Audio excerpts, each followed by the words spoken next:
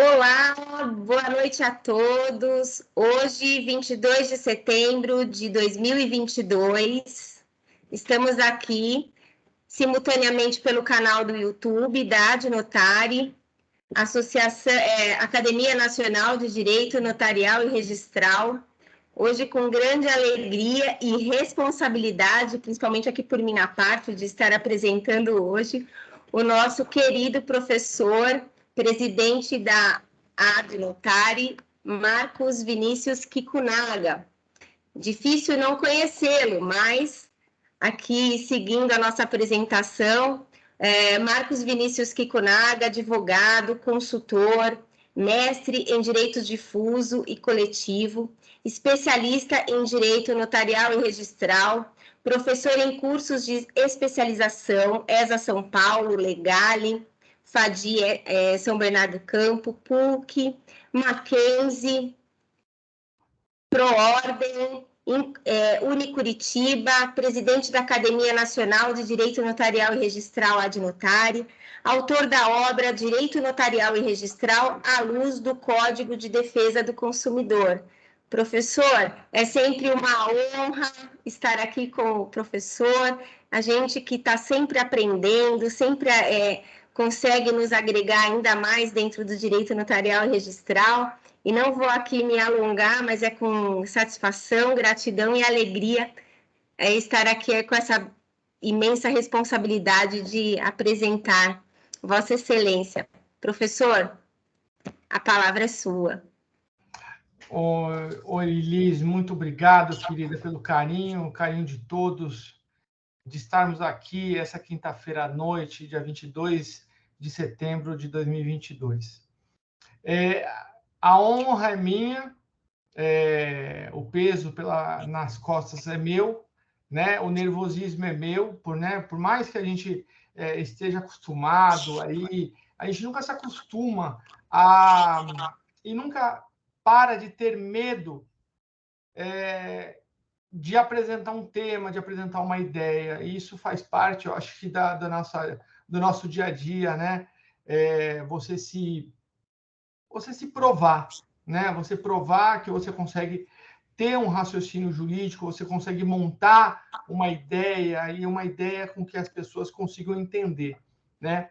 Então, muito obrigado e, evidentemente, já peço desculpas aí por eventual falha da minha parte na apresentação das ideias. Quem não conseguir entender, né? Eu peço desculpas, vou tentar ser o mais didático, o mais claro possível.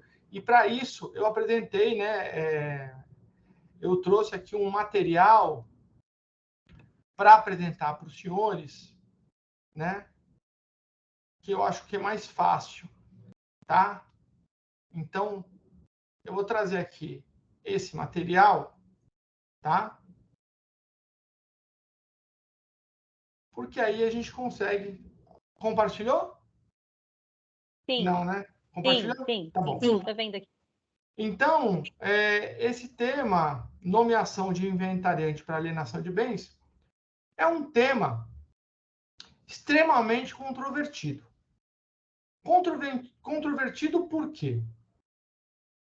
Porque os notários, tabeliães de notas, na elaboração desse ato, possuem muitas dúvidas na sua realização. E eu imagino o porquê. Eles aguardam, né, pela regulamentação dos atos pelo CNJ. Então, assim, isso é um problema muito sério que vivemos hoje no Brasil, de aguardarmos o CNJ regulamentar tudo, né? Então, o notário acaba ficando preso com essa situação, com receio de ser mal interpretado, de ser punido pelas corregedorias por conta de atos praticados por eles. Atos absolutamente legais. Então, assim, o meu tema será usado em benefício dos notários e, evidentemente, em benefício de toda a sociedade. Essa é a ideia da Academia Nacional de direito notarial registral. Ser um instituto, ser um ambiente acadêmico, que nós possamos, com liberdade, trazer pensamentos dos mais diversos, mais controvertidos possíveis, para a melhoria do serviço, né? Então, as críticas, entendam as críticas como críticas construtivas, ok? Eu não sou notário, eu sou advogado, então eu tenho a liberdade de expressar as minhas ideias. Então, eu já de cara trago para vocês a seguinte situação, né? Primeira questão que é importante que a gente tem que trazer aqui são os problemas. Quais são os problemas que vivemos na amargura de nossos escritórios? Primeiro, quantos inventários deixam de ser lavrados por falta de recursos financeiros dos herdeiros, não é da herança, são dos herdeiros. Então, a gente tem que trabalhar com a questão dinheiro, liquidez. Você tem dinheiro no bolso para poder pagar? Pagar o quê? Pagar emolumentos? Que que é a remuneração do cartório pelo serviço? Para pagar o ITCD ou ITCMD? Para pagar o imposto causa-mortes? Os herdeiros têm esse dinheiro? Né? Então, assim, já de cara, a gente já tem um problemão pela frente, né? Pelo menos em São Paulo, Estado de São Paulo, o decreto de São Paulo 46655 de 2002, ele já traz um problemaço, que é você tem que pagar o ITCMD em 60 dias sob pena de multa.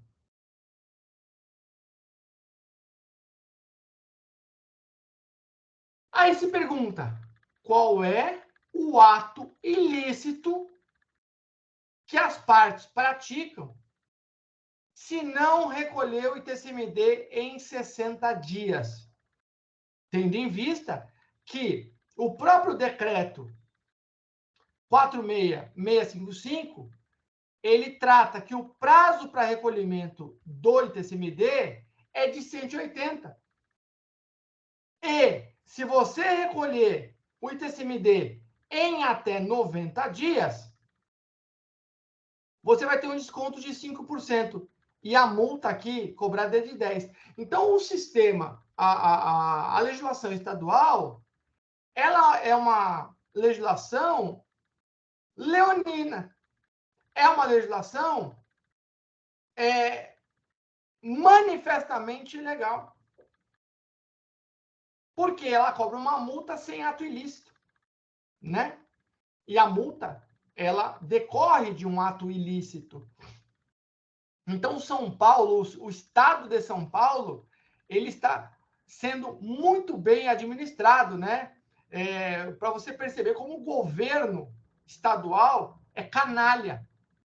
Ele cobra uma multa, e aí, evidentemente, se você não faz o pagamento, já estou dizendo claro, se você não recolher o ITCMD em 60 dias, você vai trazer para o seu cliente uma multa de 10%.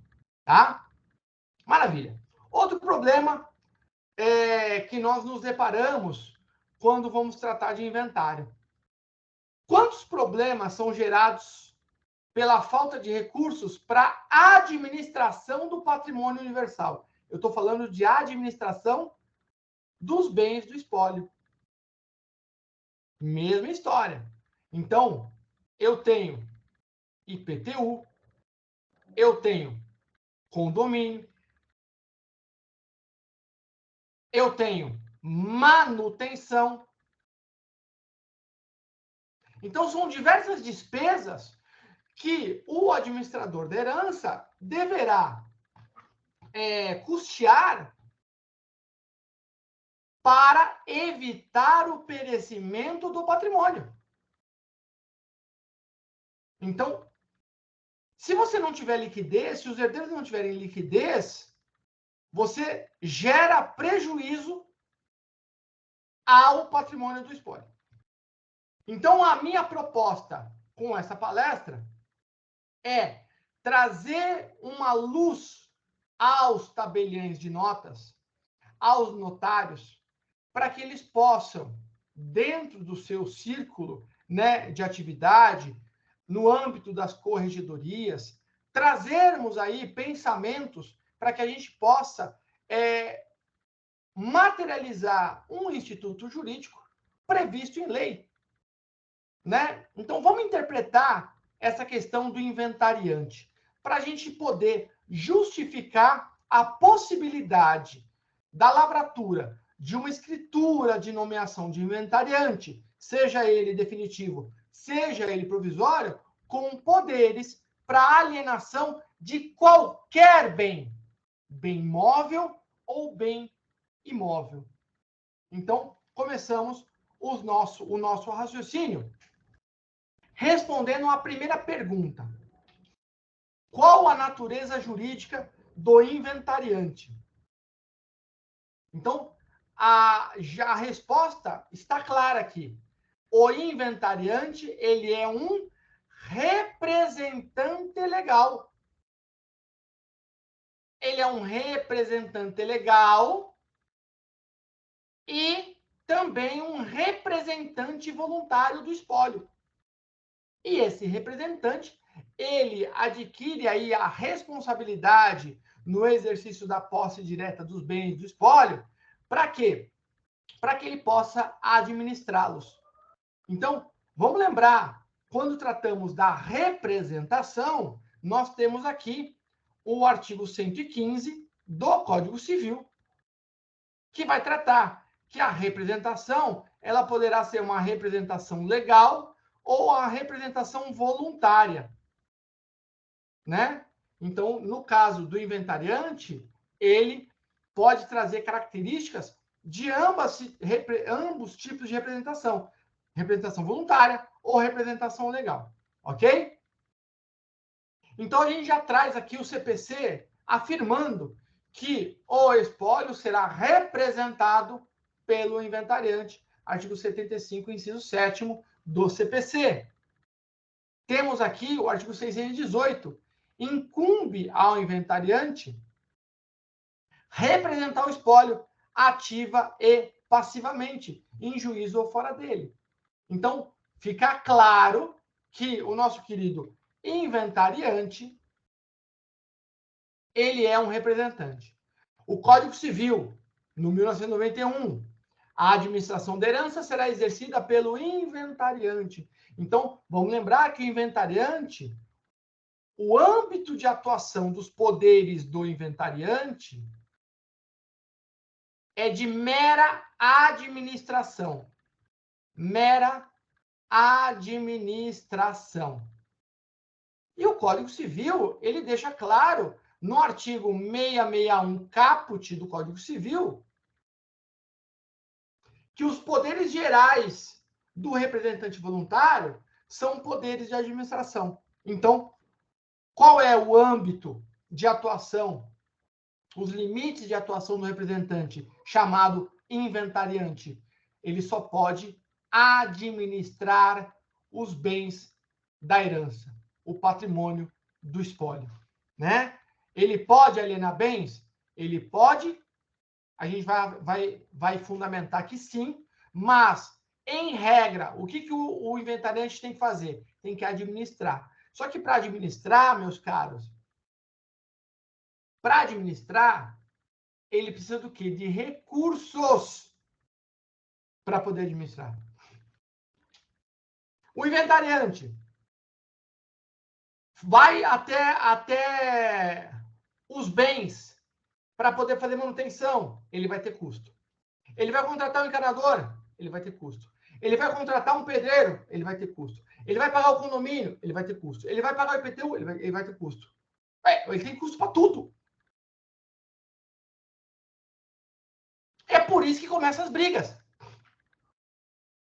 E por quê? Porque o inventariante, ele sendo herdeiro ou não, alguém tem que tomar a frente para não permitir o perecimento desses bens. Porque muita gente, não, vê aí. Depois o que o pessoal quer fazer? Aí o pessoal quer morder, mas ninguém quer pagar. Então, já de cara, eu também afirmo que o inventariante, ele tem o direito de ser ressarcido.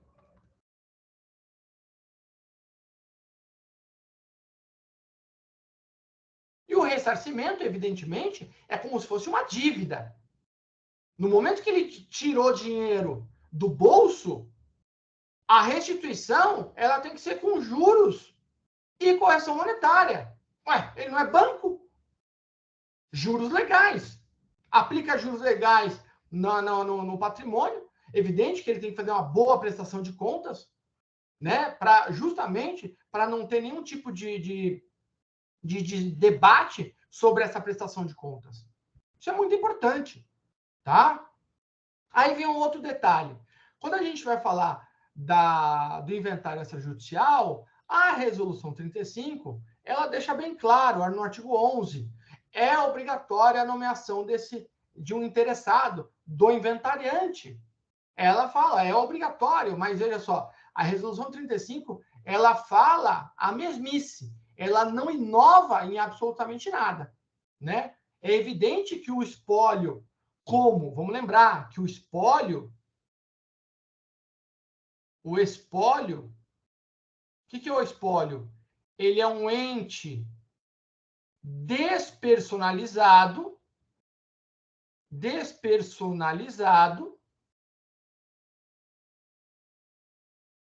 transitório, temporário.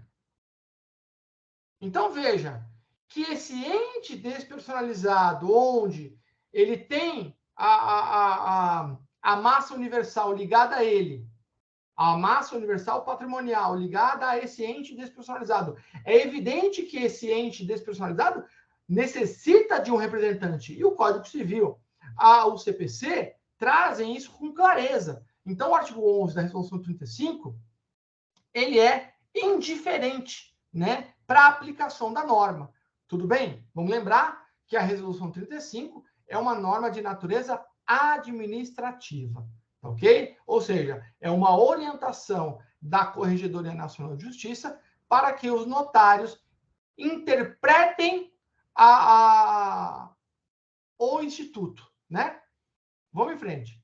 Qual que é o critério da lei para nomear inventariante? Então, eu já trago aqui. O critério da lei é o critério afetivo. Então, a gente tem que ser claro, objetivo e direto. O critério é objetivo, afetivo. Quem é que vai representar o espólio? Quem tem mais afeto com o falecido? Quem é? Primeiro, cônjuge e companheiro. 2, o herdeiro. Qual herdeiro? Aquele que estiver na posse ou na administração dos bens. Se não tiver, a gente vai trazer para o mais velho. Por quê? Porque o mais velho, teoricamente, teria mais experiência. Então, a gente traz para o mais velho. Ok? O herdeiro menor, se só tiver ele, vai ser o representante legal desse herdeiro menor. Né? Então, os pais, o tutor,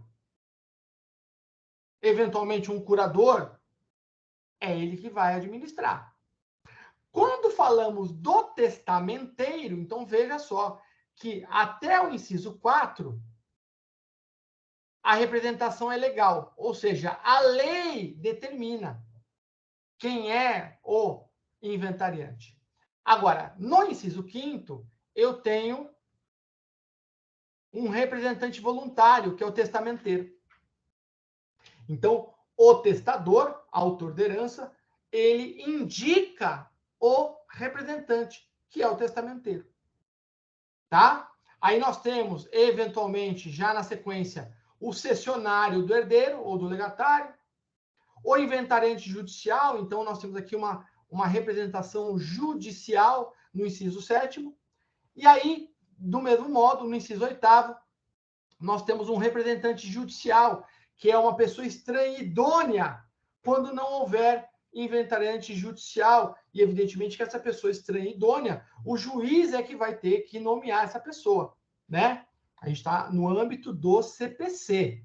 No âmbito do CPC. Agora, qual que é o critério de nomeação do inventariante no extrajudicial?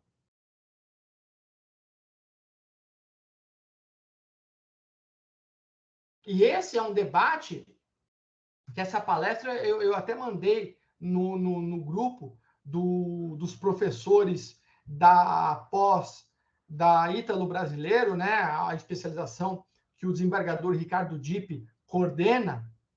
Eu até mandei lá no grupo desses professores, convidando eles para o evento de hoje, porque é um evento muito importante para o direito notarial, né? E na via extrajudicial, penso que o critério de nomeação é o critério da confiança. Por quê? Porque no extrajudicial, eu não tenho uma nomeação, eu não preciso seguir à risca esses critérios da lei.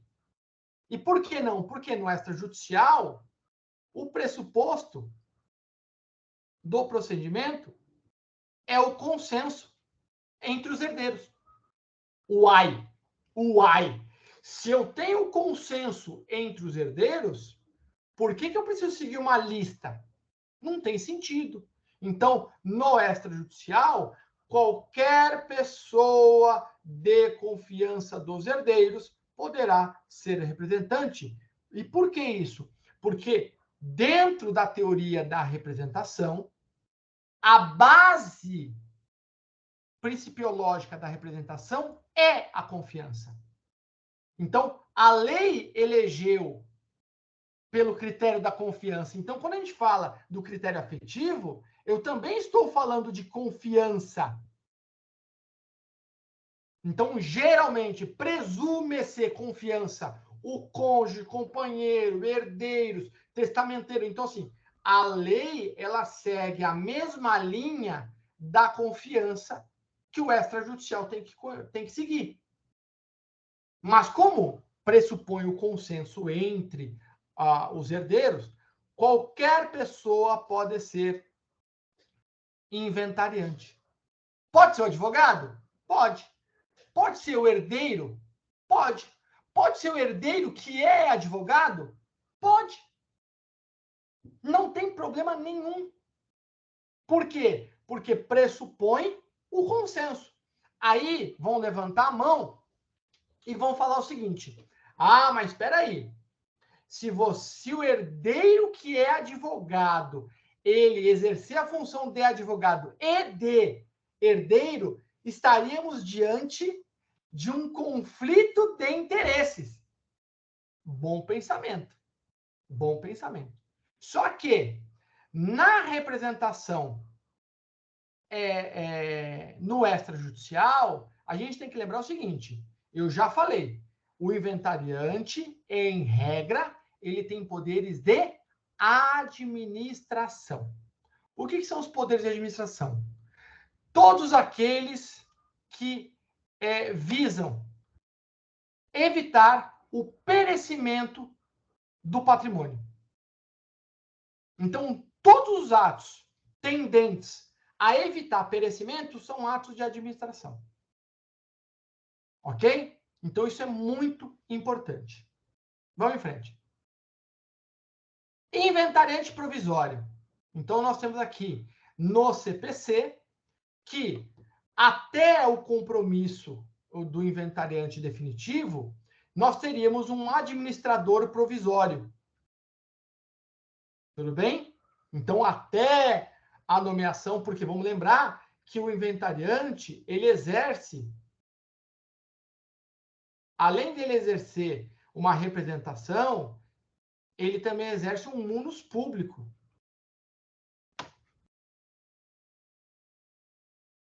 É uma bucha isso aqui, hein? É uma bucha. Ser inventariante é muita responsabilidade.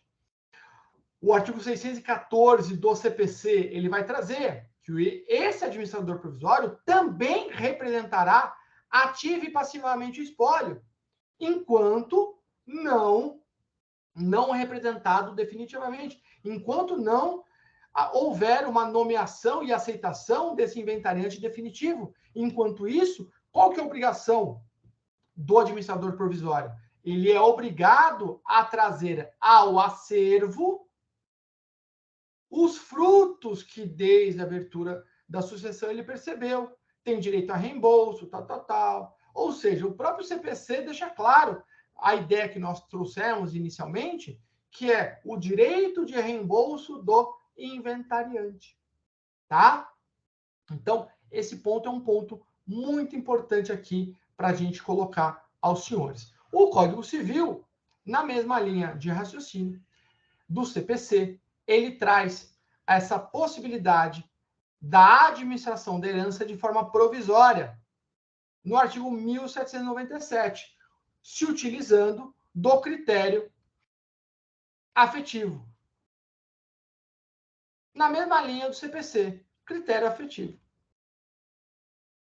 Tá? E o critério afetivo, ele decorre da presunção de confiança.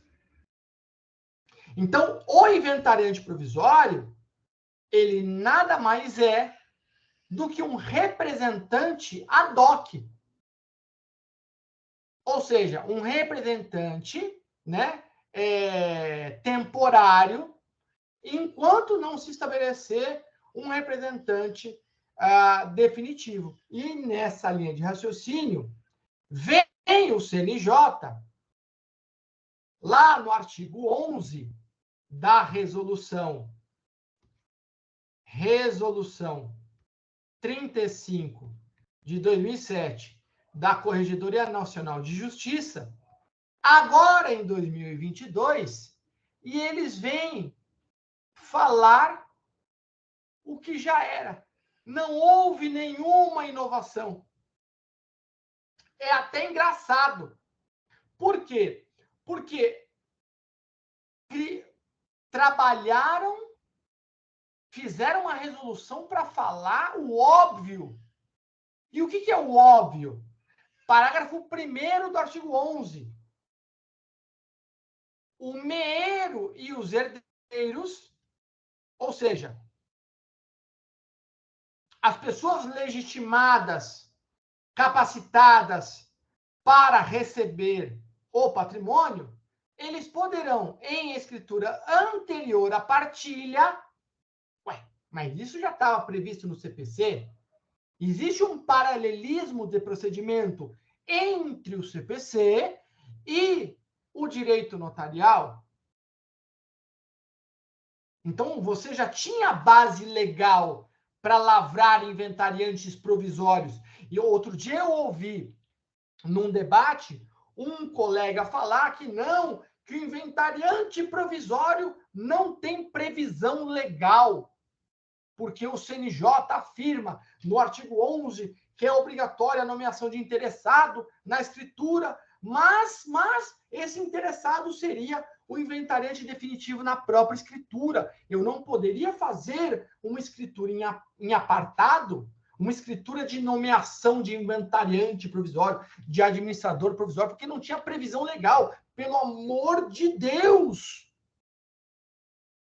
A resolução 35 é uma norma administrativa, ela não pode criar direitos e obrigações. Quem pode criar direitos e obrigações é uma lei. Tem previsão constitucional para isso. Proteção ao cidadão, que ele não pode ser imputado, não pode imputar ao cidadão uma obrigação não prevista em lei. E é o que mais se faz. A resolução 35, quando ela cria prazos para a procuração, é manifestamente ilegal.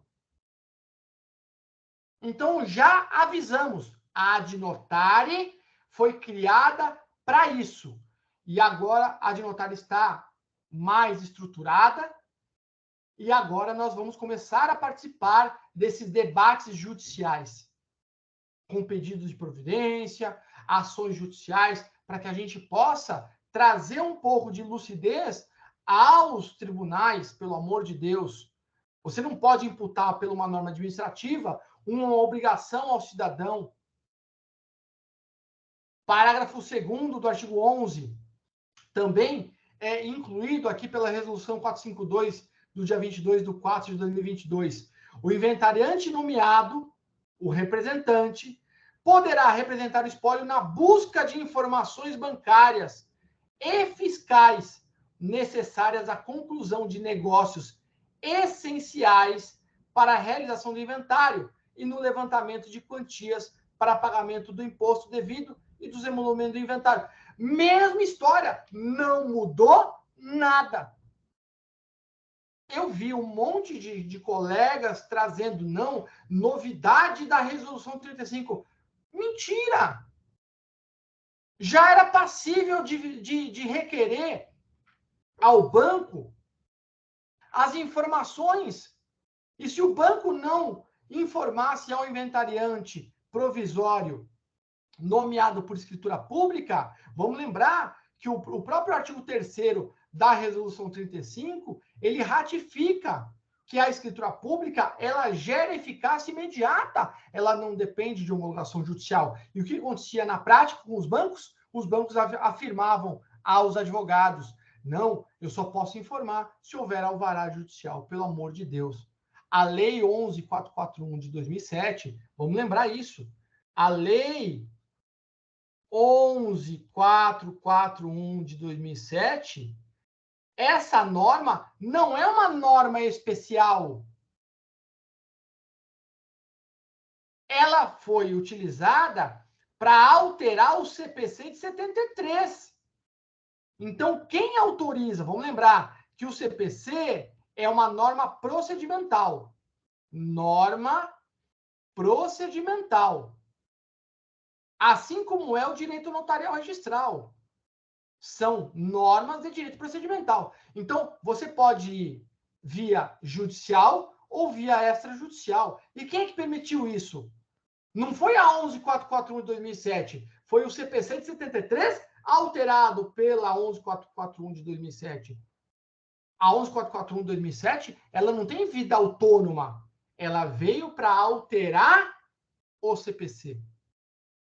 E essa alteração do CPC foi absorvida, recepcionada pelo novo CPC de 2015. Então, se a lei federal, Código de Processo Civil, ele permite você proceder o instituto jurídico, o inventário, numa via alternativa, é evidente que a negativa do banco de liberar informações ao inventariante regularmente nomeado por escritura pública é um ato, no mínimo, criminoso, de constrangimento ilegal. Por quê? Porque o banco está negando eficácia jurídica de uma lei federal. E o artigo 3º da resolução, ele só esclarece. Gente, vamos lembrar. Inventário extrajudicial está respaldado na lei, no CPC. O nosso querido tabelião de notas, ele é detentor de fé pública e um dos princípios da atividade notarial registral é a eficácia. Se você não me der a informação, eu não consigo produzir o inventário. Se eu não consigo lavrar o inventário, eu não consigo saber o valor patrimonial do acervo hereditário. Se eu não consigo acervo hereditário, eu não consigo pagar o ITCMD. Se eu não consigo pagar o ITCMD, por falta de informação, eu vou ter que bancar uma multa. Então, olha a responsabilidade que tem o inventariante. E olha como a atividade notarial ela é linda. Ao permitir de modo célere e eficaz a permissão ao representante de agir imediatamente para o levantamento dessas informações. Então, veja, a Resolução 35, ela não inovou em absolutamente nada. Já era possível o inventariante requerer as informações aos bancos. Tudo bem? Do mesmo modo, né? o parágrafo 3º, ele traz aqui, a nomeação de inventariante será considerada termo inicial do procedimento de inventário. Essa hipótese aqui, do parágrafo 3º, na verdade, uma forma que o colégio notarial tentou criar para barrar a multa daqui de São Paulo. Então, como essa multa de 60 dias, ela, teoricamente, ela estaria vinculado àquela obrigação prevista no CPC, de que você precisa abrir inventário em até 60 dias, eles trouxeram isso para o extrajudicial. Só que o extrajudicial não tem essa história de processo. Ou lavra, ou não lavra. Tanto que a nomeação do inventariante provisório, ela, teoricamente, ela não precisaria ser feita. Por que não? Porque o tabelião ele pode lavrar imediatamente o inventário de qualquer bem. Então, muita gente também vacila nesse ponto, o advogado. Ele, ao invés de, eu preciso vender um imóvel para poder fazer frente ao pagamento das coisas. É evidente que você precisa bancar o ITCMD imediatamente. É evidente, né? Isso aí é um prejuízo. Mas o tabelião de notas, ele pode lavrar o inventário sem arrolar todo o patrimônio. Ele deixa para rolar o patrimônio superveniente na sobrepartilha. É evidente que você não pode sonegar. Mas vamos imaginar, eu já tenho conhecimento que o falecido deixou cinco bens. E eu vou vender um desses bens. Lavro o inventário desse único bem, aliena e depois faz a sobrepartilha. Só que o dinamismo dos negócios imobiliários é muito grande. Então, nós precisamos, né, dessa velocidade. E quando se fala de celeridade, eu penso imediatamente no tabelião de notas. Porque os tabeliões de notas, eles têm uma dicção muito interessante, que é a imediatidade, né? Então, o tabelião de notas, quando ele pratica os seus atos notariais, eles praticam com velocidade, com rapidez, com certeza, com segurança. É por isso que a atividade notarial ela é muito mais complexa do que a atividade registral. Na atividade registral, o oficial ele tem prazo para fazer qualificação, né? Que também é um serviço difícil, mas na atividade notarial, você multiplica por 10, porque o tabelião ele recepciona à vontade, qualifica os documentos imediatamente e ele é obrigado a fazer de forma imediata. É evidente que na prática, alguns cartórios, alguns delegatários, demoram às vezes um pouquinho para fazer, mas é por conta do excesso de serviço. É por isso que você tem que ter mais delegatários nas grandes cidades, né? Porque a demanda de serviço é muito grande. E mesmo fazendo uma subdelegação aos prepostos, ainda assim é muito serviço. Então, nós precisamos orientar os prepostos, orientar os advogados, orientar os tabeliães de que a nomeação de inventariante provisório, muitas vezes, ela é salvadora. Por quê? Porque você não fica refém do ITCMD, você não fica refém dos requisitos da lavratura de inventário. A nomeação de inventariante ela é muito mais célere, tá? Então, por esse ponto, como é que você faz a nomeação do inventariante? Eu estou tentando seguir um raciocínio didático e rápido. Para quê? Para que nós possamos discutir isso com os senhores daqui a pouquinho ao vivo. Tudo bem? Então, esse debate eu acho super importante. Então, qual que é a forma de nomeação desse inventariante? A forma é uma escritura pública declaratória. Então, essa escritura pública declaratória, você vai pagar lá uma escritura declaratória, que vai custar, em São Paulo, mais ou menos uns R$500 em São Paulo, tá? Tem lugares como Minas Gerais, Rio Grande do Sul, que a escritura pública declaratória ela é muito mais acessível, tá ok? Porém, aí eu já faço um parênteses aqui. Tomem cuidado. E por que vocês precisam tomar cuidado? E esse alerta vai para os advogados, mas principalmente para os notários. E por quê? Porque apesar da escritura pública de nomeação de inventariante ela ser realizada de forma declaratória, ela tem natureza jurídica de representação. Então, é como se você estivesse fazendo uma procuração. Então, olha que coisa, né? Se o tabelião ele fizer no modelo a nomeação de inventariante, no modelo de procuração, estaria errado? De modo algum. De modo algum. Por quê? Porque a nomeação de inventariante é uma outorga de poderes. Então, olha que interessante. A nomeação nada mais é do que uma outorga de poderes.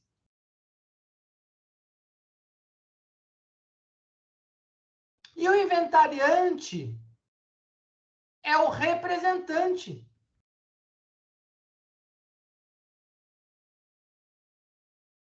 E os herdeiros e eventual meeira, viúva aqui, serão os representados.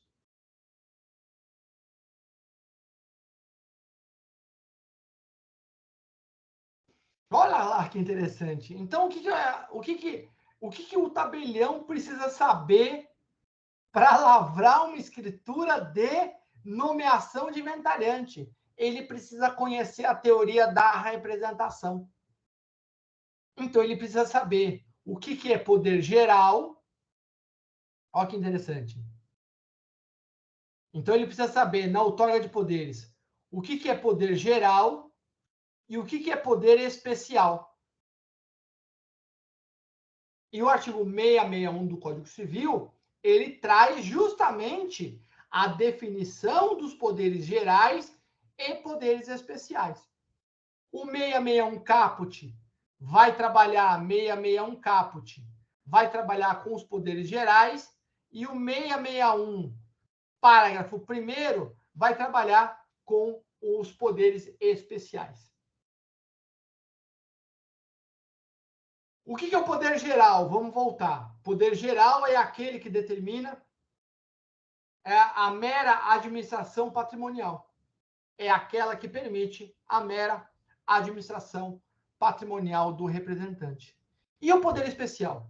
O poder especial é aquele que exorbita da administração ordinária. E o 661, parágrafo 1º, ele deixa muito claro que para que você possa proceder à representação especial, você obrigatoriamente vai ter que ter poder expresso e o poder especial em sentido estrito.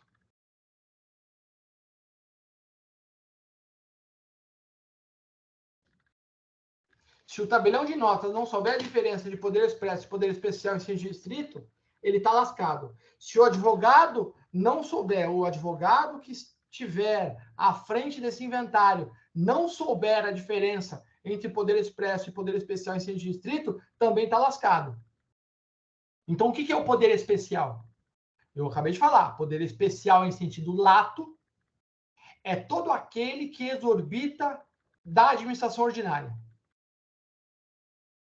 E esse poder especial em sentido lato, ele depende do poder expresso e do poder especial em sentido estrito. O que é o poder expresso? Poder expresso é aquele que determina os limites de atuação do representante. Olha que bacana essa história. E o poder expresso, como ele vai limitar a atuação do representante? E como é que você limita a atuação do representante? Você limita a atuação do representante pela quantidade de verbos que você colocar nessa nomeação. Quanto mais verbos você colocar nessa nomeação, maior a amplitude de atuação. Por quê? Porque o verbo, na língua, na gramática, ele determina a ação. Então, você tem que tomar cuidado, porque você tem que controlar o que o representante vai fazer. Então, se você vai fazer a leitura do parágrafo 1º do artigo 661, o que ele começa? Para alienar, hipotecar, transigir. Ele exemplifica os verbos. Então, os verbos estão ligados a quem? Estão ligados ao poder expresso. E o que é o poder especial em sentido estrito?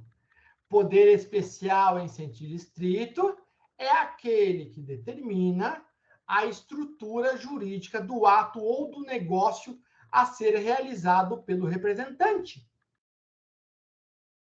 Ou seja, no poder especial em sentido estrito, você precisa informar quem é o sujeito, qual é o objeto e qual é a forma de atuação. Olha que bacana. Olha que bacana. Então, você vai determinar quem é inventariante. Você vai alienar o imóvel para a doutora Maria Tereza Vitângelo, que está conosco aqui. Qual imóvel? O imóvel do papai, número tal. E de que forma? Ela vai realizar o pagamento à vista na conta espólio que nós vamos abrir, que você administra.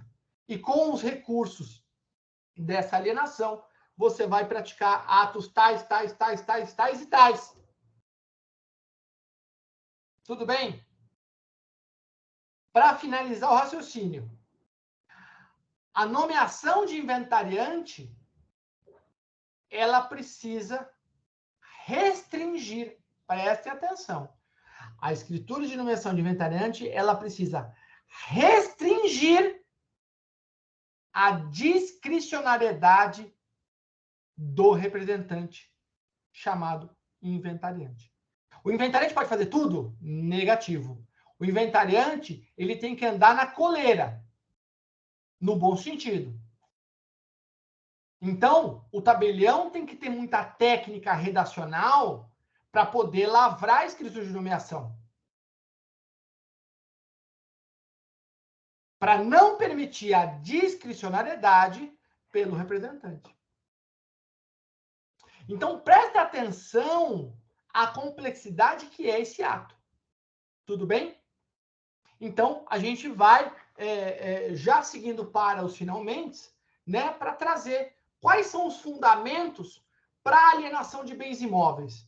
Então, o primeiro fundamento para a alienação de bens imóveis são as obrigações passivas ou pendentes. Olha só que importante. As obrigações passivas ou pendentes, elas devem ser cumpridas pelo inventariante, pelo espólio. Então, a primeira jornada de direito notarial registral, promovida pelo Conselho da Justiça Federal, ele trouxe aqui o enunciado 48. O enunciado 48, ele esclareceu uma obviedade também, né?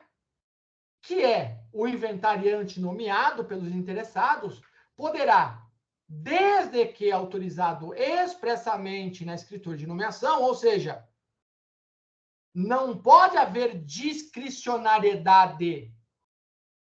Ele pode formalizar obrigações pendentes do falecido. Aí ele exemplifica escrituras de re-ratificação, extremação, né? transmissão e aquisição de bens móveis ou imóveis. E ele coloca um detalhe: quitados em vida, mediante prova do tabelião. E eu discordo dessa expressão quitados em vida. Então, eu vou dar 2 exemplos. Eu tenho um negócio jurídico.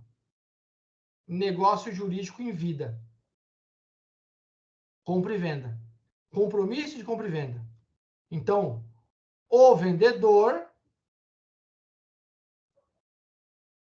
e o comprador. Aí eu tenho o preço. Como é que era a forma de pagamento? Forma de pagamento. O comprador ia dar 20% de entrada e ia pagar mais 80% em 5 prestações contra escritura pública. Maravilha.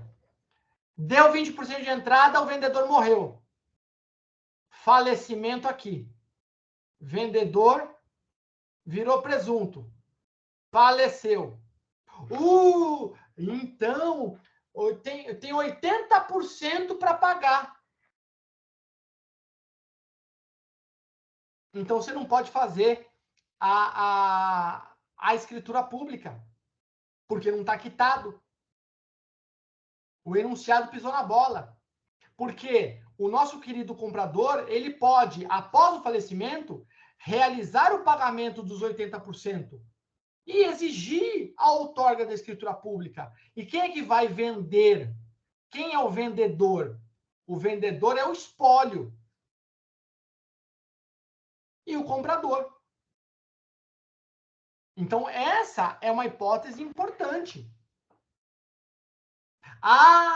O enunciado ele fala que o preço deveria ter sido integralmente pago antes do falecimento. Meus caros, pelo amor de Deus, o negócio jurídico, compromisso de compra e venda é um negócio definitivo. Então, eu gosto de tratar desse assunto, por quê? Porque, na prática, os tabeliães vão falar o quê? Não está quitado, não está previsto como no enunciado, eu não vou fazer. Então, a gente tem que tomar bastante cuidado com isso. E aí eu pergunto, e as obrigações supervenientes? O cara morreu, não deixou patrimônio, mas não deixou dinheiro, os herdeiros não têm dinheiro. Eu posso vender depois da morte? Então, é a mesma situação. É a mesma situação.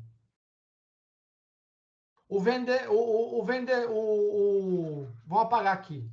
Então, nós temos aqui o espólio de um lado e eu tenho um pretenso comprador do outro. Pode o espólio vender um carro do acervo para que não haja perecimento a esse comprador? Mas o negócio jurídico foi posterior à morte. Morreu. Tem lá, estamos correndo com o inventário. Mas tem o veículo que está parado na garagem, e se você não fizer a manutenção adequada, não rodar com esse carro vai perecer. Pô, é uma BMW M5. Se perece um veículo desse que tem um valor de 300, 400 mil reais, se a gente pudesse vender esse veículo, a gente poderia pagar as despesas do inventário e a administração do patrimônio do espólio. Então, no meu entendimento, baseado no mesmo raciocínio, os herdeiros podem sim nomear qualquer pessoa para ser um representante, para que possa promover a alienação de qualquer patrimônio do espólio. E, evidentemente, o inventariante, como ele exerce um munus público, o dinheiro arrecadado, ele tem que devolver para quem? Ele tem que devolver e arrolar no inventário, no espólio. Então, o dinheiro não vai se perder, mas esse dinheiro ele vai pagar ele vai pagar o condomínio, ele vai pagar o IPTU, ele vai pagar as despesas de administração, ele vai pagar um monte de coisa. E você vai deduzindo aquele dinheiro. O inventariante tem que prestar contas. E se não prestar contas direito, ação judicial de prestação de contas com a determinação de indenização. Então, começa a criar problema com obrigações supervenientes. Ah, não pode, não tem previsão legal. Quem falou que não tem previsão legal? Olha o que está escrito aqui no artigo 619 do CPC. Incumbe ainda ao inventariante, ouvido o interessado e o juiz, alienar bens de qualquer espécie. E aí, meus caros, olha que loucura. Um dia eu estava discutindo esse assunto com o tabelião e o tabelião falou, não, mas o 619 é só para judicial. Aí eu falei, mas querido, mas o inventário extrajudicial, ele segue a mesma linha de direitos do judicial. Não, eu falei, como não? O inventário extrajudicial e o judicial precisa haver um paralelismo de procedimento. O que pode ir lá, pode ir cá. E ainda mais, aqui no extrajudicial, você tem um juiz. Quem que é o juiz? É o tabelião de notas, que exerce magistratura cautelar. E outra coisa, do mesmo jeito que o artigo 619 ele fala, ouvidos interessados. Aqui no extrajudicial melhor, porque todos estão em consenso. Então, penso que não haveria problema nenhum, nenhuma ilegalidade. Você traria muito mais celeridade para os procedimentos. Você, com esse ato, você evitaria o perecimento dos bens do espólio e, consequentemente, evitaria danos para essa família, né? Evidentemente, né, que você precisa cumprir as regras da representação. Ou seja, a nomeação de inventariante, ela tem natureza de nunciação.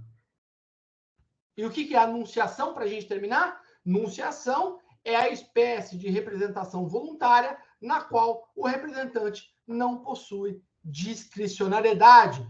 E não possuindo discricionariedade, ele não tem conflito de interesses. Consequentemente, né, você traz segurança para as operações. Desse modo, eu encerro minha apresentação, trago aqui o meu livro para quem tem interesse em adquirir essas ideias, né? Eu trago ali uma estruturação da atividade notarial registral pela editorial Lepanto. Eu tive a grata satisfação do prefácio ter sido realizada pelo ilustre professor, doutor, desembargador Ricardo Dipp, né? E a apresentação também de um ilustre jurista chamado professor doutor Everaldo Augusto Kambler, professor da PUC, né? Coordenador da especialização em Direito Imobiliário da PUC, uma pessoa fantástica também. Então, assim, eu fui muito grato, abençoado com esse livro e compartilho com todos vocês aí, né? E aqui eu deixo aqui os meus contatos aos senhores. Queridos, muito obrigado pela paciência de todos. Devolvo a palavra para a nossa querida presidente de mesa, doutora Alice Lopes. Excelente explicação, realmente não tem como não anotar aqui as dicas de ouro, né, professor? Professora, a Andréia está levantando a mão. Andréia, pode liberar o microfone, fazer alguma pergunta? Oi, boa noite. Mas, na verdade, a gente está com uma audiência grande aqui no YouTube, então tem uma pergunta aqui para o professor, e aí eu gostaria de passar para ele, tá? É uma pergunta da Marina Smith, na verdade. Ela pergunta o seguinte: se com a nomeação de inventariante, constando o poder de venda do imóvel, né, esse imóvel sendo vendido e quitado, ainda se faz necessário alvará para outorga de escritura de compra e venda? Então, vamos lá. Deixa eu ver se eu entendi. A nomeação de inventariante, doutora Marina, a nomeação de inventariante... Marina Smith. A nomeação de inventariante, ela tem a mesma natureza do alvará. Significa dizer que se você tem uma compra e venda quitada e você precisa outorgar essa escritura, você pode muito bem realizar a escritura de nomeação de inventariante para outorga dessa escritura sem problema nenhum. Evidente, se você tem um alvará judicial, você usa o alvará judicial. Tudo bem? Obrigada. Professor, e o que a gente faz se o banco não aceitar essa escritura de nomeação do extrajudicial? Isso é comum, viu, minha querida? Os bancos, eles têm uma resistência muito grande em descumprir lei, né? É impressionante como o banco descumpre lei. Então, não foi aceito, o que você tem que fazer? Você tem duas hipóteses para fazer. Administrativamente, você reclamar do Banco Central. Na advocacia, de forma, né, judicial, ir para a delegacia, chamar a polícia e enquadrar o gerente no crime de constrangimento ilegal. Determinar ao delegado que ele leia os dispositivos do CPC e da Resolução 35, né, e do Código Civil, que autorizam a nomeação de inventariante. Então, assim, outro dia eu tive o prazer de conversar com um amigo meu, delegado, um amigo da época do Exército, um cara fantástico. Ele foi o 01 lá do CPUR no meu ano em 97. E ele comentou comigo assim, ele falou assim, Kikunara, eu nunca recebi nenhuma queixa, crime aí, de constrangimento ilegal de banco. Mas se você pensar bem, o Código de Processo Civil e o Código Civil autorizam a representação pelo inventariante provisório. Vem uma lei, altera o CPC, e o CPC permite ao tabelião de notas que ele lavre essas escrituras, e o tabelião lavra, e o banco não recepciona esse documento público autêntico, é crime. Olha que loucura! O gerente é o quê? O gerente não é representante do banco? Não é ele que está negando? Bola para frente. Você vai ver a negada pular. Ah, meu Deus do céu. Vai me levar para a delegacia? Vai, vou levar você para a delegacia. Então, é muito interessante quando você começa a analisar esse aspecto prático da eficácia da escritura pública. Então, o tabelião, se o banco nega a fé pública do tabelião, é crime. Você está negando a fé pública do tabelião está afirmando que aquilo é daquele jeito. Tem que gerar efeito jurídico. Então, ser tabelião também não é fácil, né? Porque ele lavra uma escritura de nomeação de inventariante, aí o cliente volta no cartório para reclamar com o tabelião. Caraca! Um dia eu recebi uma ligação de um colega tabelião e eu falei exatamente isso para ele. Falei, querido, você, prejudicado, deveria informar para o cliente, para o usuário do serviço, que ele é que deveria procurar a polícia. Quem está errado é o banco, não é o cartório. Mas até você provar que focinho de porco não é tomada, né, querida? Demora, né? Aí o cliente, ele já sai falando mal do cartório. Não, porque eu fui naquele cartório lá, fizeram um ato notarial errado, que eu fui no banco que eu gastei dinheiro. E não é barato, né? Escritura de nomeação. É R$400, né? R$500. Então, assim, é um negócio muito sério isso daí. Tudo bem? Quem mais? Vamos lá. Professor, só para continuar aqui, que eu tinha feito a pergunta aqui da Marina, mas assim, até o que eu queria compartilhar também é com relação à questão do TCMD, que o professor falou lá no comecinho, né? Uhum. Nós temos uma outra questão aqui em São Paulo, mesmo no processo judicial. Porque no processo judicial, você entra dentro do prazo de 60 dias e até sair o despacho, alguma coisa, você fica suspenso o pagamento do ITCMD. Mas aqui em São Paulo, o que está sendo aplicado? Passados 180 dias, mesmo com o despacho do juiz, está sendo cobrado multa. Tive um caso prático assim, que eu mandei o e-mail, né, perguntando por que estava se cobrando a multa, eles falaram que passou o prazo de 180 dias.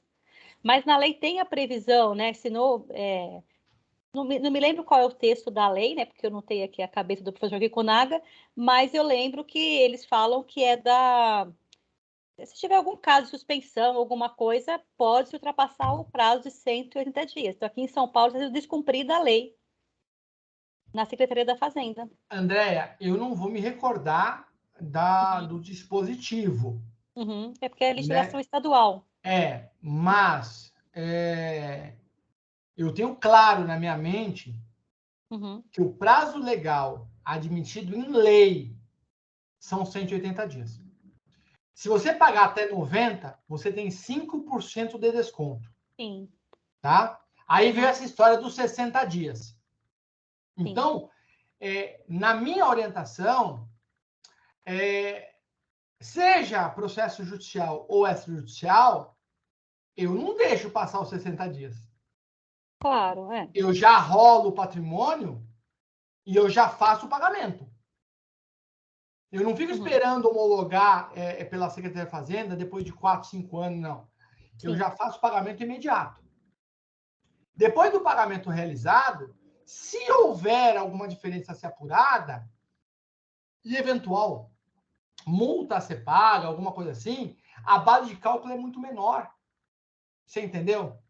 Sim. Então, assim, é uma questão que eu vi casos, Andréia, que o processo judicial correu, ninguém pagou ITCMD, transitou em julgado, né? Aí a pessoa foi para o cartório, deu entrada com forma de partilha, aí o registrador de imóvel falou, querido, cadê o ITCMD? Ele falou assim, não tá aí? É isso. Não. Você entendeu? A Secretaria da Fazenda, ela foi intimada, mas ela se omitiu, o juiz tocou o processo em frente e saiu o formal de partilha. Formal de partilha. Né? É que a gente tem alguns casos, até porque esse caso especial, muitas vezes é porque tem um litígio, né? Então, muitas vezes, quando se tem um litígio, você às vezes não consegue ali fazer o pagamento do ITCMD. Então, eu acho complicado. Mas na própria lei estadual, há a previsão de suspender esse prazo de 60 dias. Eu não lembro agora. Na lei estadual ou no decreto? Ah, sim, isso no decreto lá do ITCMD. Isso daí. É no decreto, né? É no decreto, não é da lei estadual, não, é no decreto. No decreto. Realmente, no decreto 46655, eu não lembro da permissão da suspensão. Não há, pelo menos pelo menos eu não estou vendo nenhuma possibilidade aqui de suspensão do pagamento do imposto. Não estou vendo. Né? Eu estou com ela aberta aqui, eu não estou enxergando aqui. Eu só enxergo aqui o prazo. Mas, enfim, a gente teria que fazer um estudo mais apurado dessa hipótese aí, minha querida. Tá bom? Tá bom, obrigada. Para a gente poder discutir. Aliás, eu até lembrei um caso muito interessante que deu trabalho para fazer, que eu usei a nomeação de inventariante, que o pessoal achou que não daria certo. Né? Um exemplo prático que eu acho que vale a pena ser registrado. Um sujeito, proprietário de um apartamento em Santos, ele fez um compromisso de venda com um amigo. E esse contrato foi verbal. Presta atenção. Fizeram lá atrás, na época de transcrição, fizeram lá um ajuste verbal. O sujeito, o amigo, pagou efetivamente. Nesse momento, a esposa do vendedor faleceu. Saiu um alvará do espólio dela, autorizando o amigo, o comprador, a outorgar a escritura definitiva. Olha só o problema. Quem que era o inventariante, o representante no alvará? O vendedor, o marido sobrevivente. Maravilha. O comprador não outorgou a escritura definitiva. Ele vendeu, ele cedeu os direitos do contrato verbal. Celebrou uma cessão de direitos com uma senhora. Ela comprou, tomou posse do apartamento, foi morar no apartamento, passados muitos anos, né, quiseram regularizar essa situação. Foram no cartório, o cartório falou assim, tem que ser uso capião. Porque o vendedor morreu, a esposa do vendedor morreu, o vendedor também morreu, o cedente, né, tá vivo, mas não é ele não é titular de direito real à aquisição, não é direito de propriedade, não é nada. Você vai ter que entrar com uso capião.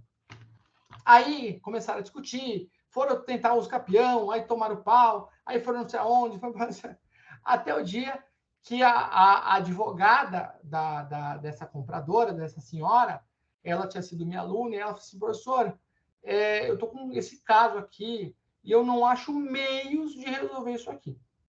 Então, a família da minha sogra quer te contratar. Eu falei, tá bom.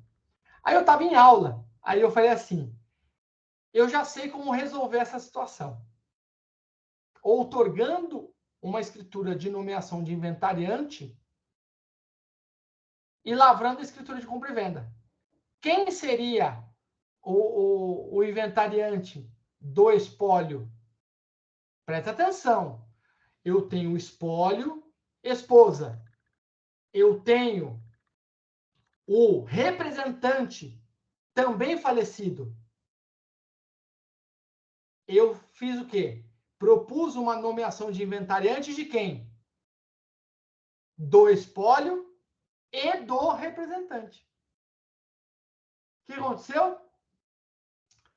Falei isso no ar, aí vários colegas tabeliães lá declinaram, né? Que eu entrei em contato. Aí um colega de São Paulo falou, professor, eu faço aí. Eu faço escritura. Demorou 1 ano para fazer escritura. O imóvel em Santos, SPU, né?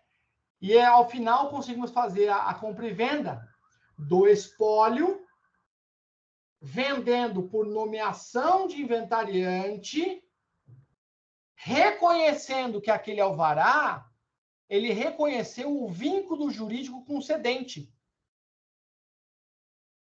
Então, nós fizemos uma escritura de venda e compra com cessão de direitos, né?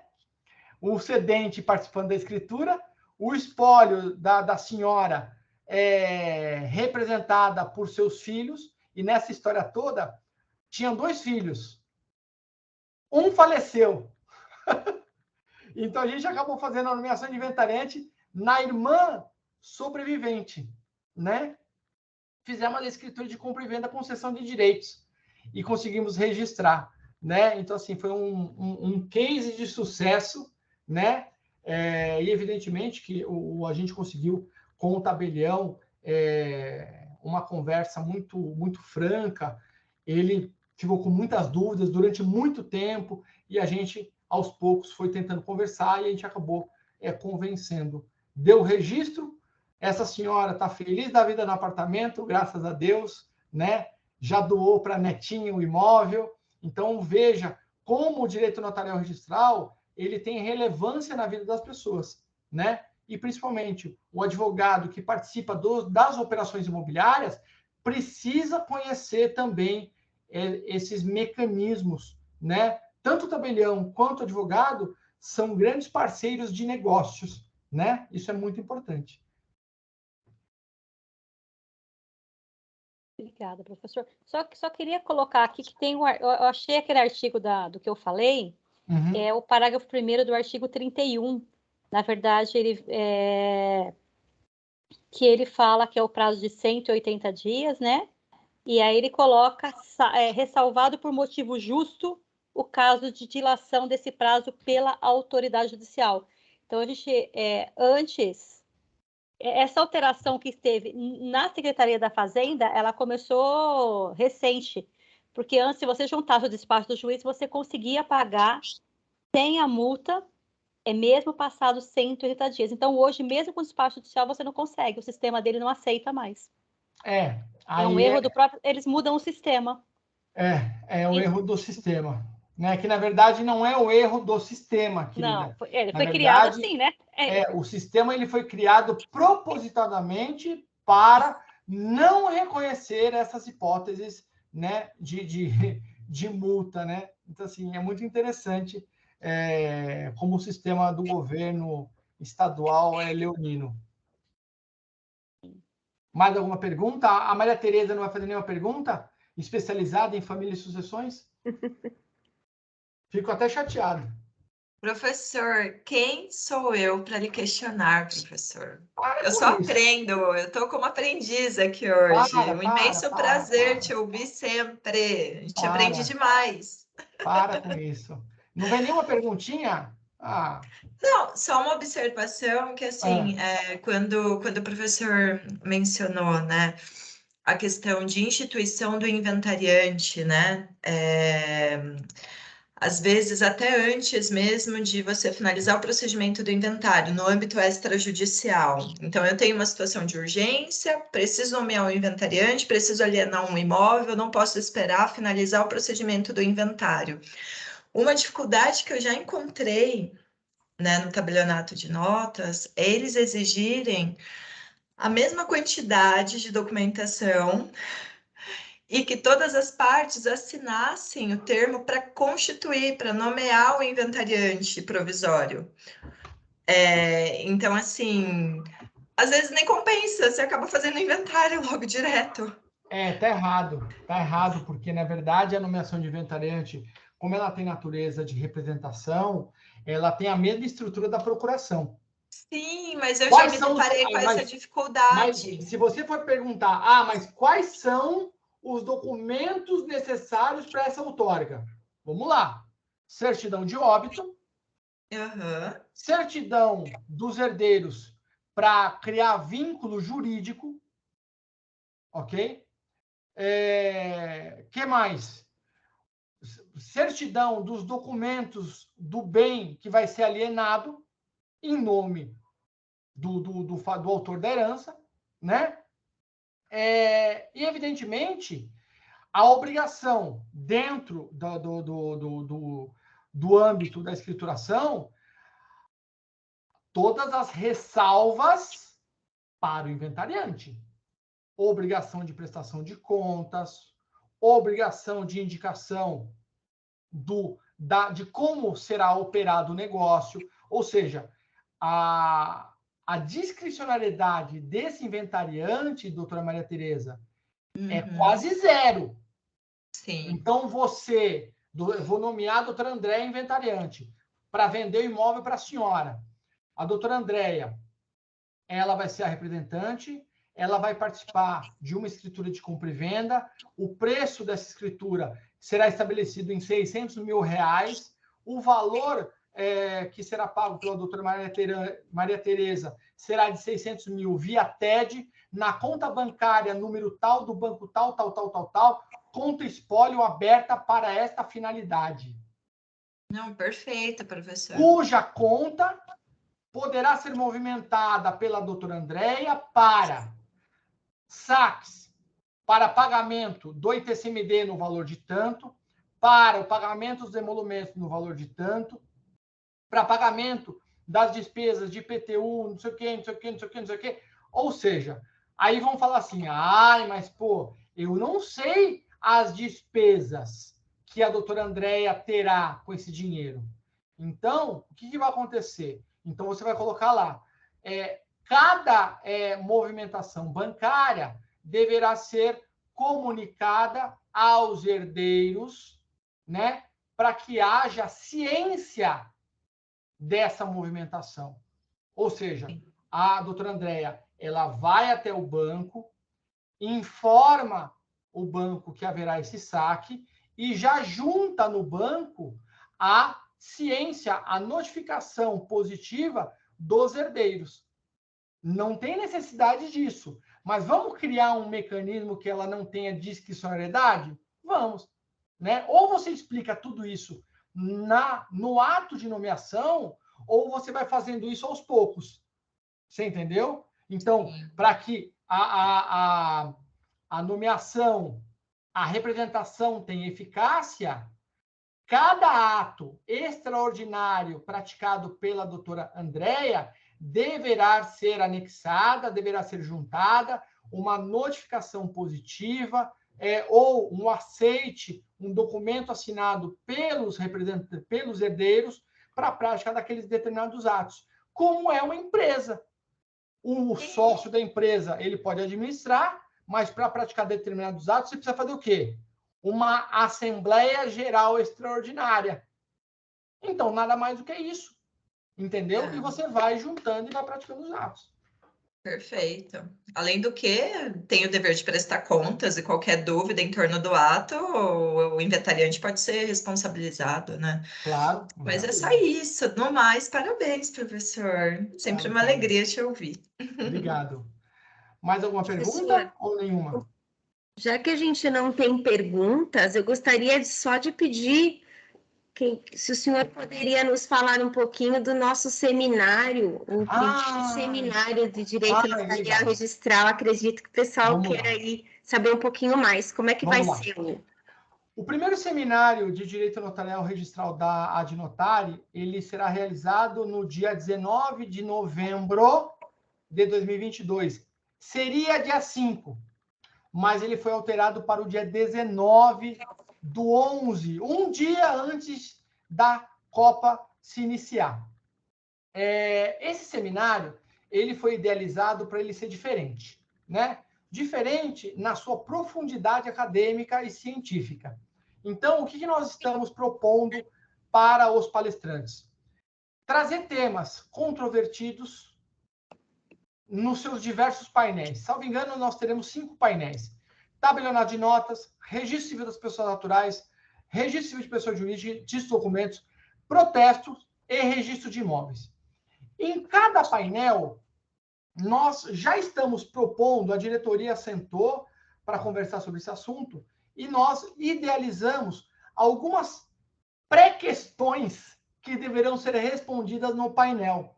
Então, nós vamos convidar registradores, tabeliões de notas, advogados, juízes, promotores de justiça, todos os profissionais envolvidos com o direito notarial registral. E, desse modo, tentar criar um ambiente proveitoso, acadêmico, né, onde essas questões não são debatidas em outros eventos. Então, a gente está tentando trazer para esse seminário tudo questão controvertida, né, para que a gente possa aprofundar as questões. Então, por exemplo, tabelionato de notas, né? A gente vai falar lá de, salvo engano, uso capião, não é? Ou é uso capião? E adjudicação compulsória, não é isso? Aí é registro de imóveis. Tá. Tabelionato de notas, qual que vai ser o tema? Tabelionato de notas, espera que eu estou com a programação. Inventário, eu acho. Eu acho que vai ser inventário, doutora Maria Tereza. Inventário extrajudicial, aspectos práticos e controvertidos. Então, olha só que interessante. A gente já está dando um gostinho aqui de um aperitivo do que a gente vai debater lá, né? Então, eu quero saber a opinião dos palestrantes sobre essa questão que a gente trouxe hoje. Pode fazer a escritura? Por que não pode? Ou por que pode? Então, se pode, a gente vai viver uma mudança no direito notarial, doutora Maria Tereza, porque a gente está chamando lá presidente e vice-presidente do colégio notarial, diretores do colégio notarial.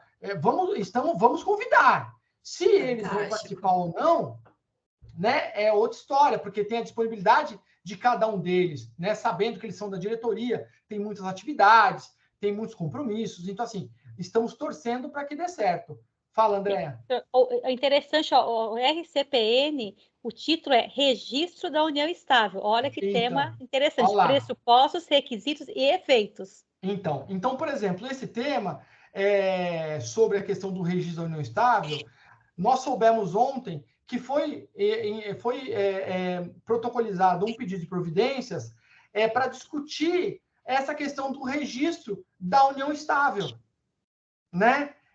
No âmbito do registro civil. Então, assim, o pedido de providências, eu não li ainda, mas já me contaram que o objeto seria afastar a competência do termo de união estável do registro civil para que ele fosse apenas no tabelião de notas pela escritura declaratória de união estável. Mas veja, os pontos que nós discutimos, né? Então naquele dia. O artigo 94A da Lei 6.015, ele atribui competência ao oficial de registro civil. Então, esse tema é um tema muito importante. Então, quando a gente trouxer a discussão do registro civil de pessoa jurídica e títulos de documentos, a gente vai discutir sobre as centrais eletrônicas recém-criadas do RCPJ e o RTD. Vamos discutir sobre a questão da validade dos documentos alienígenas, né, no âmbito do registro de títulos de documentos, porque é sempre uma dúvida dos advogados, dos operadores do direito. Quando a gente fala de protesto, a gente tem que entender a importância do protesto na execução de sentença, na execução de honorários, na forma que o tabelião de protesto pode auxiliar a cobrança dessas dívidas.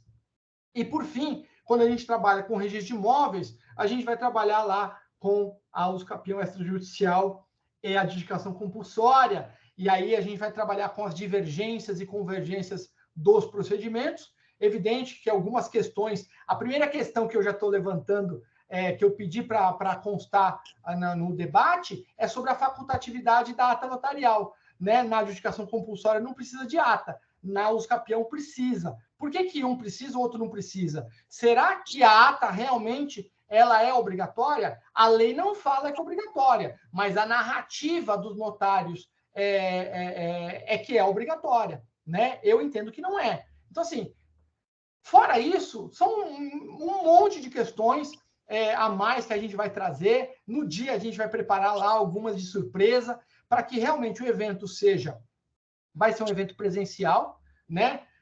Nós temos poucos lugares, temos apenas 103 lugares para participar, então são poucos lugares. Vai ser um sábado o dia todo, né? E a mesa de debate vai ser grande, com notários, registradores, desembargadores. Então, os nossos membros honorários serão convidados a participar. Já estou adiantando aqui aos membros honorários, né? Já deu spoiler.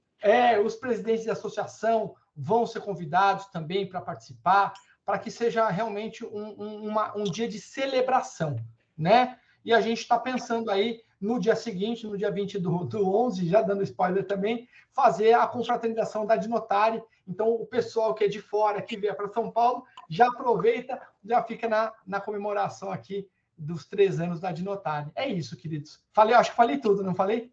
Não, tem mais uma coisinha aqui, professor. Eu vou aproveitar que nós temos algumas testemunhas. Quem sabe a gente pode aqui, como houve a alteração do dia 5 para o dia 19, se a gente pode estar prorrogando o primeiro lote, em vez do dia 30, até mais uma semaninha aí para o primeiro lote, será que a gente consegue? Eu acredito que sim. Eu voto pela possibilidade, né? Aí, então já vamos, então, agitando aí para aproveitar o preço do primeiro lote. Quem é associado, o valor é R$ 240, para o não associado, 350. E para você que ainda não é associado e quer se associar, nós ainda estamos segurando o preço que é anual, um investimento pequeno de R$ 300 o ano. Gente, não é o mês, é o ano.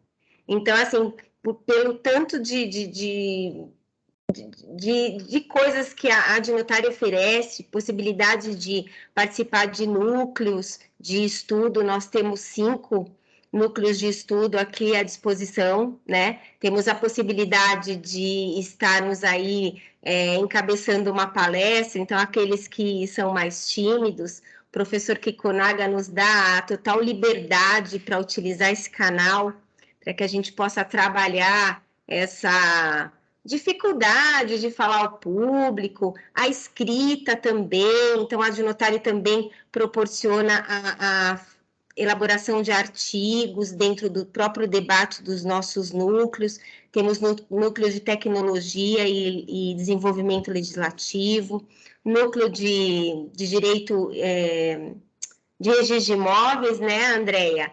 Temos o Notas e núcleo protestos, de notas, o núcleo de jurisprudência e imóveis Família e plurais, sucessões. família e sucessões.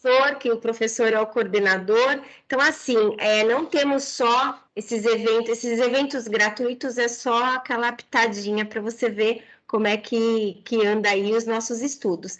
Então, é uma família, estamos todos aqui para aprender.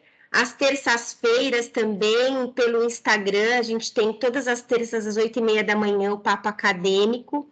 Inclusive, já vou deixar aqui um convite. Quem vai participar na próxima semana vai ser o nosso associado, Felipe Duarte, dia 27 de setembro, 8h30, no canal da Adnotário no Instagram.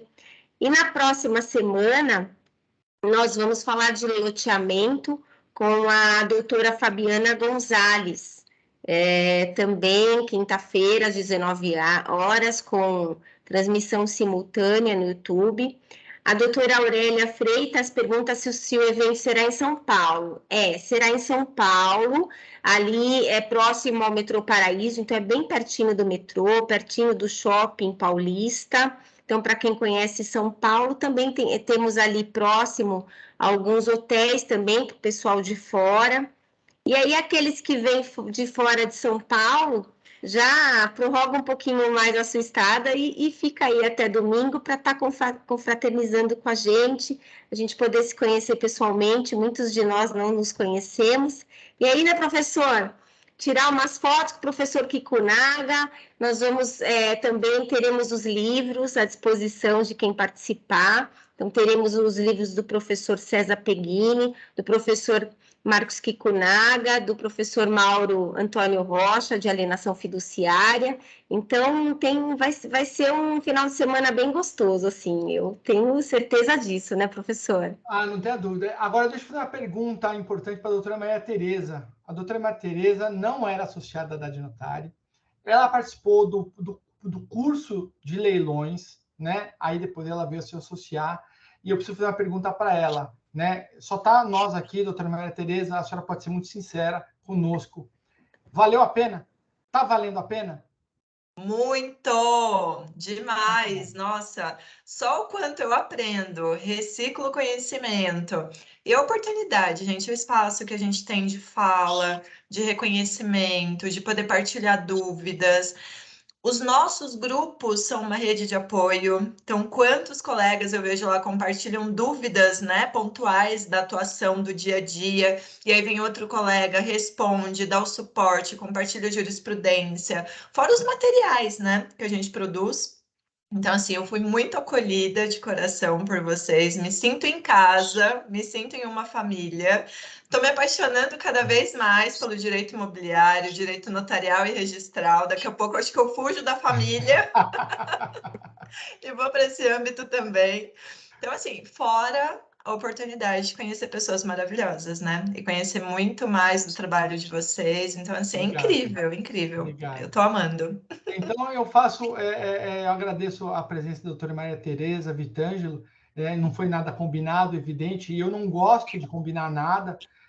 Convido a todos que estão na Adnotário e que ainda não se mostraram, né? Porque nós temos aí alguns associados moita, né? Eles estão lá, não falam nada, de vez em quando ali, tal, dá o ar da graça. Então, eu faço um convite aos associados moita que venham participar dos nossos núcleos de estudo, que tentem apresentar temas, porque um dos modos de você aprender com mais efetividade é ensinar.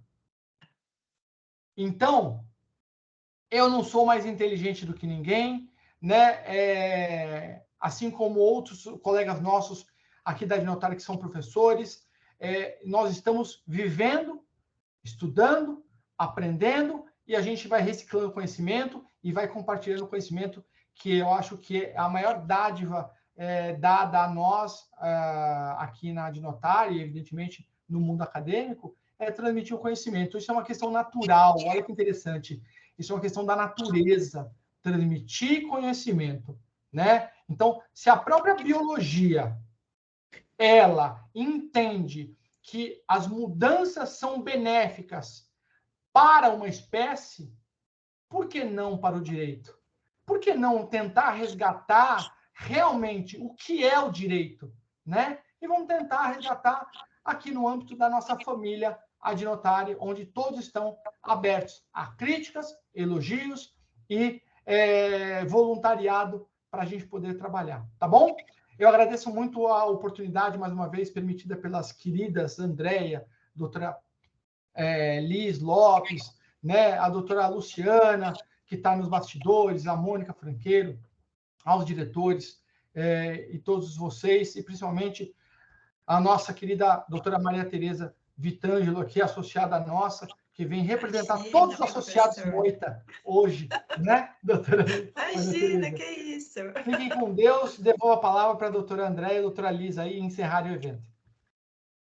Andréia, falar mais alguma coisa, mais algum recadinho que a gente tenha esquecido? Não, acho que já veio todos os recados. Só para lembrar que o Papo Acadêmico, terça-feira, do Dr. Felipe Duarte, é sobre o tema extremação. Então, acho que é um tema bem, bem interessante. E agradecer ao professor Kikunaga, sempre muito generoso com a gente. A gente uma gratidão enorme por ele. Esse grupo existe muito por conta dele. Então, a gente tem que agradecer mais uma vez.